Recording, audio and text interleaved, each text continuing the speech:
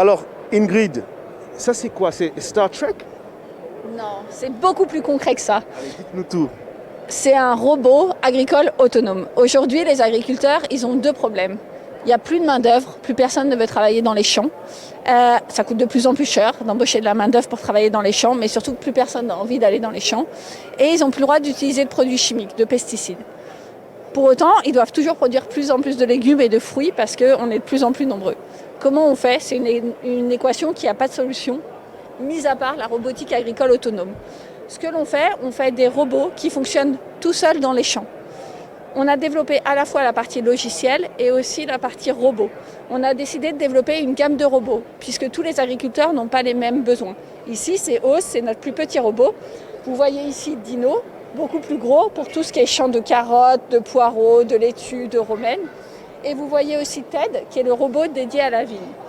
L'idée, c'est vraiment d'être plug and play. Donc on vient chez l'agriculteur et il peut utiliser notre robot en mode autonome en mettant ses outils sur nos robots.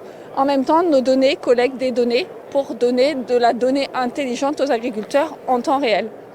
Aujourd'hui, on a développé plus de 250 robots autonomes qui fonctionnent en électrique. Ça représente environ 60 000 heures d'opération.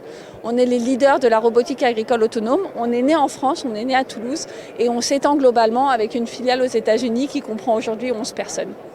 Quand on parle d'agriculture, on parle aussi de souveraineté alimentaire, on parle aussi de... C'est quand même un point stratégique. Quelle est votre approche par rapport à ça? Non, c'est vraiment une très bonne question et c'est vraiment ce qu'on cherche à développer, d'avoir un modèle qui est scalable, de pouvoir répondre à cet enjeu de la production alimentaire qui aujourd'hui est un problème. Et oui, nos robots sont créés pour opérer en fleet de robots. Donc en fonction de la taille du robot, on va avoir un robot, deux robots, des dizaines, des vingtaines de robots qui vont travailler en fleet avec un superviseur qui est ailleurs, dans un autre pays, dans une autre région, et qui va pouvoir superviser une flotte de robots. Qu'est-ce qu'il faut mettre sur la table pour avoir accès à toute cette technologie? Il faut savoir qu'on opère avec deux business models. On vend nos robots, mais on opère aussi as a service, ce qui veut dire que les agriculteurs peuvent nous appeler et nous dire « j'ai un champ de 200 hectares, est-ce que vous pouvez venir la semaine prochaine ?» Et on vient opérer au service et ils vont nous payer avec un modèle de souscription. Donc c'est vraiment pour des exploitations de faible densité, on parle d'un prix autour de 30 000 $.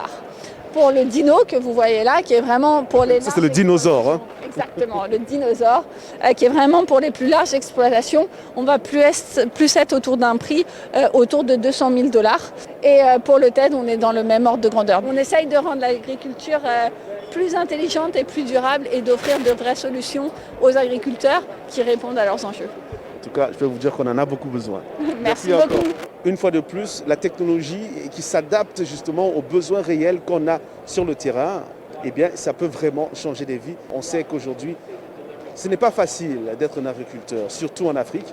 Et peut-être que des technologies comme celle-là peuvent vraiment apporter les solutions que ces braves paysans en Afrique recherchent depuis tant de temps. C'était Arzuma Compaoré depuis Las Vegas pour VOA Afrique.